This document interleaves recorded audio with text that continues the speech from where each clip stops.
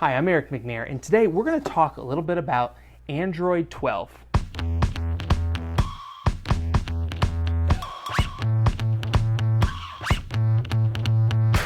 So if you know me at all, I'm a big iPhone user, but I'm also an app developer and web developer. So I use a lot of different devices all throughout my day. And one of the devices that has been my favorite from an Android standpoint has been the Pixel XL. It's the original Pixel XL. I got it for a really good deal several years ago, and it has been a really good smartphone to test things on. It gives a really good perspective of what Android can do. This year, this phone is no longer able to upgrade to Android 12, so I wanted to get a different device to kind of test and see what is Android 12 going to look like, and what are some things to be aware of as we move into the next iteration of Android. So I got a Pixel 3a here. This is a phone that it's kind of got mixed reviews. Again, I got a really good deal on it compared to what was available on the market when I got it. Now, comparing the two, comparing Android 11 to Android 12, there are a couple things that I kind of noticed as I kind of started looking at things. One of the things that I noticed right off the bat was scrolling. It's something I had seen some reviewers talk about when they talked about Android 12, but it really is true. Android 12 scrolls so much smoother. I mean, everything about it just moves so much slicker than it did before. It really feels very much like what an iPhone feels like when you scroll. I know that there's a lot of camps of Android versus iOS and that whole fight that people have. But I think it's very true that Apple has gotten that right from the beginning.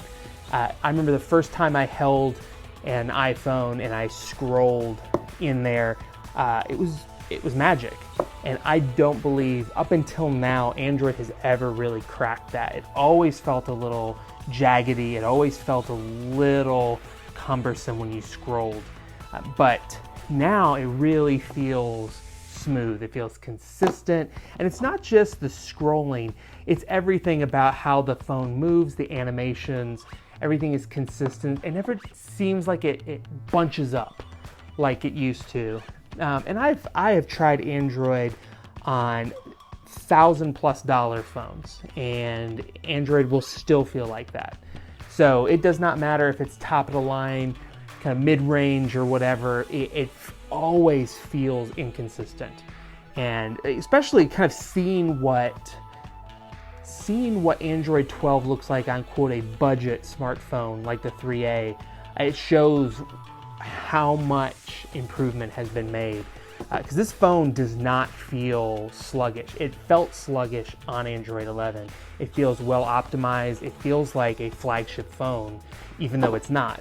It's a budget phone. So that's something that I think is a really interesting thing about Android 12 is that the overall system improvements have made things, I would say, very comparable to where iOS is today. Another thing from a design standpoint that I have been a little critical about with this operating system is the notifications. I think the notifications inside of Android 12, I'm not a fan. I think it takes up way too much space. I don't think there is a lot of overall improvements. No matter what you've heard about the notifications, I don't think that there is any real improvements. Now, I know that from a app development standpoint, there are some new things that Google is doing that you can actually improve how your notifications actually look. But I have to say, I prefer right off the bat the simplicity and the overall look and feel of the existing notification pane. Up until the most recent stability build of Android 12, I was not even opening the notification pane on the 3A because it was that annoying. So it's gotten to the point from a performance standpoint that it feels similar to what you have on Android 11, but I still prefer Android 11 in terms of the look and feel and the design aesthetic. and just the ease of use of notifications versus what they're doing in Android 12. I think it's actually a step back, and I actually hope that they actually revert back to some of the kind of design sensibilities that are in Android 11. Some other kind of major improvements to Android 12. There's a lot of really cool things that they've done in terms of screen recording, in terms of screenshots, and also just some of the improvements to the gesture kind of interface. So if you are a Android user, there are a lot of different ways you can actually move through the operating system. The gesture system is very similar to kind of the iOS approach to things. So if you're coming from an iPhone, gesture-based is the best way to go when it comes to Android. But I really think that what they've done with this iteration is they've made that entire kind of where those touch points are and where you're swiping up and down from, those things are way more consistent than they ever were on Android 11 in terms of what they were doing in terms of gesture-based navigation. So I prefer that. I always hated the software keys at the bottom of an Android phone. I always thought you either needed to have hardware keys at the bottom or you needed to go to more of a gesture-based UI, and I'm glad to see that Google has actually fixed the gesture-based UI, makes it to where it's a much more consistent, easier experience to kind of bounce back and forth between things. Android 11, I have it installed and set up that way on my Pixel XL. I don't prefer it. I think it's annoying. But I don't like seeing 2-3 buttons at the bottom of the page. I think that, especially when you look at some of these devices that they have, and I'm not a big kind of bezel guy, I'm not going to get too concerned about that. I do like the ability to be able to hold something at the bottom of my phone. So I don't mind bezels at the top of the bottom, but it is annoying when there's this massive empty space right here and then you take up a chunk of my screen, and then that's where I actually have to use the home button, back button, and stuff like that. I don't want to do that. So I do like a little bit of a chin on the bottom of a phone, but then also having the way to where I can actually swipe up and down from there. So I do prefer that. Overall, I would say that Android 12, if you're coming from an iPhone in particular, Android 12 is the first real iteration of Android that makes me feel this is an operating system, this is a device that you could buy and you would feel comfortable with. There are some kind of the typical things that you find with Android. There are the quote nerdy things, cool little features that you can do, customization, stuff like that.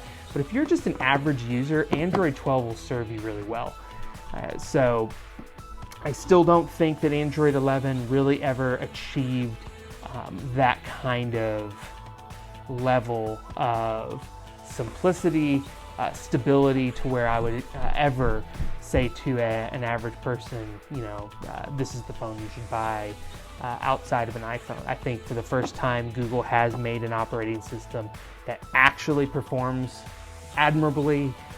It took a device that had a starting price of I think like $350 and has made it something that feels just as much on par with iOS's latest release. So definitely would recommend, especially if you are a fan of Android. Android 12 is really where you want to upgrade. I don't know why you'd want to continue to use Android 11, notifications aside. But I do think that a lot of the other features that they have actually put into the operating system, I think it kind of, at this point especially, with most recent beta release, there's a lot of stability that's been brought to the operating system to where I can almost overlook kind of how the notifications, kind of the gripes that I have about it. They're really more of a design kind of choice, and I think eventually you'll get used to it. But yeah, if you have any questions about Android 12, or there's anything in particular you want to know a little bit more about the operating system, feel free to hit me up and drop some comments, and love to hear your thoughts.